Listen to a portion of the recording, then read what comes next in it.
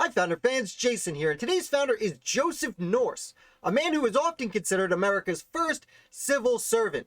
And we will get into that, but first let's talk about his early life. Joseph Nourse was born in England, and at 15 years old moved to North America with his fairly wealthy family. And we know they were wealthy because within 2 years, this teenager found himself dining with none other than George Washington.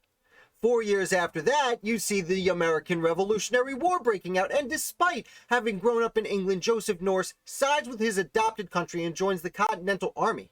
He ends up serving as both an aide-de-camp and a military secretary to none other than Major General Charles Lee, one of the ranking generals in the Continental Army, further establishing Nourse's position in society. Now, Nourse serves with the Army for about a year and a half before he leaves to join the Board of War as a clerk. The Board of War, of course, was created by the Continental Army to oversee George Washington and the operations of the Army.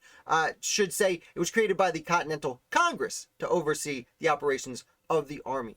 Now, Nourse ends up having several clerical positions within the Continental Congress throughout the early years, and then after the Articles of Confederation are adopted, he is chosen as the Registrar of the Treasury of the Continental Congress. Now, I know registrar is a strange word, and that essentially means that his responsibility was to keep the books of the Continental Congress. That being said, we often know that the Continental Congress was not very good at collecting money from the registered states within, and therefore it might seem like Nourse didn't have a lot to do, but quite the opposite. He had a lot to do because keeping the books when people weren't paying their bills, it can be very challenging. That being said, he holds this position throughout the 1780s and establishes himself as a really respected accountant, for lack of a better word.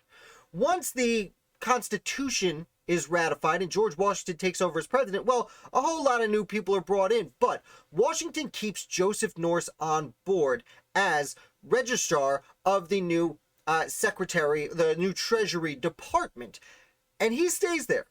And Nourse stays there through the Washington administration, through the Adams and Jefferson and Madison administrations, through the Monroe and John Quincy Adams administration, and even until President-elect Andrew Jackson comes around. President number 7 comes around, replaces Nourse, who at this point is 75 years old.